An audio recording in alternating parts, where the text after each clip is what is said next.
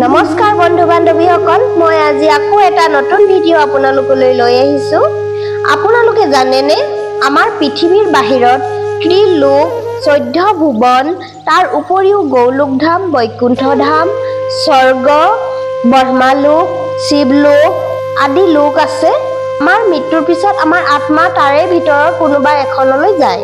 কিন্তু আজি মই এই ভিডিঅ'টোত ভগৱান শ্ৰীকৃষ্ণৰ গৌলোকধাম আৰু ভগৱান বিষ্ণুৰ বৈকুণ্ঠধাম দেখিবলৈনো কেনেকুৱা তাৰ বিষয়ে জানিম।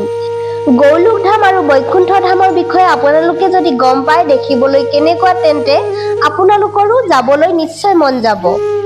গতিকে আজি দেৰি নকৰি আহক ভিডিঅ'টো ষ্টাৰ্ট কৰোঁ। ভগৱান শ্ৰীকৃষ্ণ দেখিবলৈ ইমান ধুনীয়া, তেন্তে তেওঁ নিবাস কৰা গৌলোকধাম দেখিবলৈ কেনেকুৱা হ'ব বাৰু? আৰু সেই গৌলোকধামৰ পৰাই ভগৱান শ্ৰীকৃষ্ণ আৰু ৰাধা পৃথিৱীত জন্ম লৈছিল। গৌলোকধামখন বহুত ডাঙৰ, ইয়াৰ শেষৰ সীমা নাই। গৌলোকধামৰ চুকে কাণে সৌন্দৰ্যৰে ভৰি আছে। ইয়াত ৰাধা আৰু কৃষ্ণ সদায় কিশোৰী অৱস্থাতে দেখা যায় আৰু সদায় গোপীসকলৰ লগতে বাস কৰে। গৌলোকধাম ব্ৰহ্মাণ্ড আৰু ত্ৰিলোকৰ ওপৰত আছে। ইয়াৰ ওপৰত আৰু একো ধাম নাই, একেবাৰে ওপৰত আছে। এই ধাম ভগৱান শ্ৰীকৃষ্ণৰ ইচ্ছাৰ দ্বাৰা নিৰ্মিত। ইয়াত অসংখ্য গৰু আছে। গৌলোকত প্ৰৱেশ কৰাৰ আগতে এখন নীলা ৰঙৰ নদী পায়, যাক ব্ৰজা নদী বুলি কোৱা হয়। ব্ৰজা নদীৰ কাষখন মণি মুকুতাৰে ভৰা। এই নদীখনত নামিবলৈ এখন ধুনীয়া মণিৰ চিৰি বনাই থোৱা আছে। ইয়াত গোবৰ্ধন নামৰ গিৰিৰাজ পৰ্বত আছে। গৌলোকধামত দিব্য লতা আৰু বৃক্ষই ভৰি আছে। ইয়াত দুৱাৰপালিকাৰ ৰূপত দুগৰাকী গোপী থাকে। গৌলোকধামলৈ প্ৰৱেশ কৰাৰ লগে লগে এখন ৰঙা পাতেৰে ভৰা বাগিচা আছে। তাত ৰং বিৰঙৰ গৰু ঘূৰি ফুৰে। এই গৰুবিলাক মণি মুকুতা পিন্ধি থাকে আৰু সকলো গৰু গাখীৰ দিয়া অৱস্থাত দেখা যায়। এই গৰুবিলাকৰ নেজবিলাক হালধীয়া। গৰুৰ শিংবিলাক সোণালী ৰঙৰ, এনেকুৱা লাগে যেন সোণেৰে লেপি থৈছে। সকলো গৰুৰ ৰং বেলেগ বেলেগ ধৰণৰ, কিছুমান কলা, কিছুমান নীলা, কিছুমান ৰঙা, হালধীয়া, সকলো ৰঙৰ গৰু দেখা যায়। গৰুৰ পোৱালীবিলাক হৰিণাৰ নিচিনা জঁপিয়াই ইফালে সিফালে ঘূৰি থাকে। তাত ডাঙৰ শিং থকা ষাঁড় গৰু আছে আৰু গৰু ৰখিবলৈ গৰখীয়াও আছে। কাৰোবাৰ হাতত বাঁহী, কাৰোবাৰ হাতত লাঠি দেখা যায় আৰু সকলোৰে বৰণ শ্যাম বৰণৰ। আৰু সকলোৱে ভগৱানৰ নাম ইমান ধুনীয়া সুৰেৰে গায় যে কামদেৱো মোহিত হৈ পৰিব। তাৰ পাছত সেই বাগিচাখনৰ পৰা আগলৈ গ'লে হাজাৰ পাহি থকা পদুম ফুল এপাহ আছে। তাৰ ওপৰত আৰু এপাহ পদুম ফুল আছে। সেই পদুম ফুলপাৰ ওপৰত এখন জিলিকি থকা আসন আছে। সেই আসনখন মণি মুকুতাৰ ৰত্নেৰে নিৰ্মিত। সেই আসনখনলৈ যাবলৈ মণি মুকুতা ৰত্নৰে ভৰা 3খন ধুনীয়া চিৰি আছে আৰু সেই আসনখনতে ৰাধা আৰু কৃষ্ণ বাস কৰে।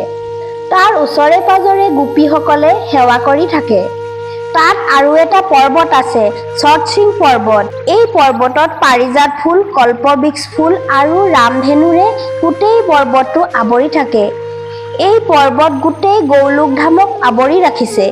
ইয়াৰ উষ্ণতা 1 কৰৌৰ বৰ্গ আৰু দীঘল 10 কৰৌৰ বৰ্গ হয়।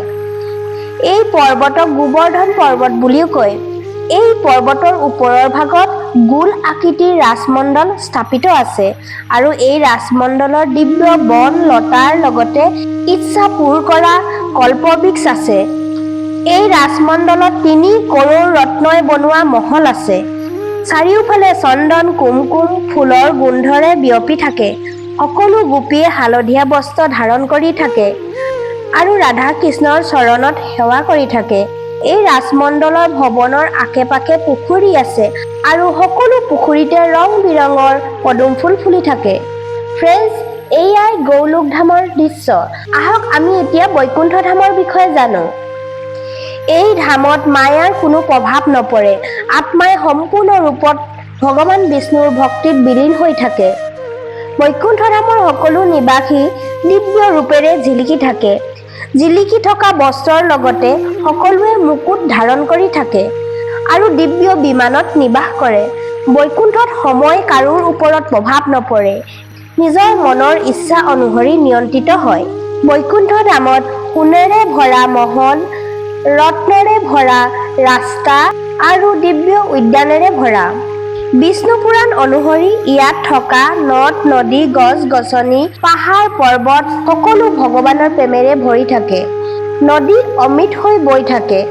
দিব্য গছ-গছনিবোৰে মনৰ ইচ্ছা অনুসৰি ফল দিয়ে। আৰু পৃথিৱীখন মাটিৰে নিৰ্মিত নহয়, মণি, মুকুতা, ৰত্নৰে ভৰি থকা। আমাৰ পৃথিৱীত যেনেকৈ সূৰ্য পোহৰে পোহৰ কৰি থাকে, কিন্তু বৈকুণ্ঠ ধামত তেনে নহয়। ইয়াত ভগৱানৰ শক্তিৰে পোহৰ হৈ থাকে। এই পোহৰক ব্ৰহ্মজ্যোতি বুলি কয়। এই পোহৰ শীতল আৰু শান্তিৰে ভৰা। বৈকুণ্ঠ ধাম সমুদ্ৰৰ তলত অৱস্থিত। ইয়াত গৰুড়, নাৰদ মুনি, শেষনাগ আদি সকলো আত্মাই ভগৱানৰ সেৱাত বিলীন হৈ থাকে। বৈকুণ্ঠৰ মাজৰ ভাগত ৰত্ন, মণি, মুকুতাৰে নিৰ্মিত এখন ডাঙৰ সিংহাসন আছে, য'ত ভগৱান বিষ্ণু আৰু মা লক্ষ্মী নিবাস কৰে। চাৰিওফালে কল্পবৃক্ষ আছে, যিয়ে ইচ্ছা পূৰণ কৰা বৃক্ষ বুলি কোৱা হয়। গোটেই বৈকুণ্ঠখন ভগৱান বিষ্ণুৰ নাম জপ কৰা ধ্বনিয়ে গুজৰি থাকে। এই পবিত্ৰ ধ্বনিয়ে ইয়াত থকা আত্মাবিলাকৰ মন আনন্দ উল্লাহেৰে ভৰাই থাকে। পুখুৰীত বিভিন্ন ৰঙৰ পদুম ফুল ফুলি থাকে। বৈকুণ্ঠ ধামৰ মাজৰ ভাগত ভগৱান বিষ্ণুৰ সাকেত নগৰ আছে, যাৰ চাৰিওফালে দুৱাৰ আছে। পূবৰ ফালে চন্দ্ৰ প্ৰচণ্ড নামৰ দুজন দুৱাৰপাল থাকে। দক্ষিণ দুৱাৰত ভদ্ৰ সুভদ্ৰ নামৰ দুৱাৰপাল, পশ্চিমৰ ফালে জয় বিজয় নামৰ দুৱাৰপাল আৰু উত্তৰ দিশত দাতা বিধাতা নামৰ দুজন দুৱাৰপাল থাকে। এয়াই আছিল বৈকুণ্ঠ ধামৰ বিষয়ে আমি জানিবলগীয়া কথা। আৰু এনেকুৱা লোকৰ বিষয়ে বেলেগ এটা ভিডিঅ'ত মই বনাম। স্বৰ্গলোকনো দেখিবলৈ কেনেকুৱা, স্বৰ্গলোকত কোন থাকে। কাৰণ আজি ভিডিঅ'টো বহুত দীঘলীয়া হ'ব, সেইকাৰণে মই বেলেগ এটা ভিডিঅ'ত বনাম। আৰু এনেকুৱা আৰু ভিডিঅ' জানিবলৈ হ'লে মোৰ চেনেলটো ছাবস্ক্ৰাইব কৰিবলৈ নাপাহৰিব ফ্ৰেণ্ডছ। আজিলৈ আহিছোঁ, নমস্কাৰ।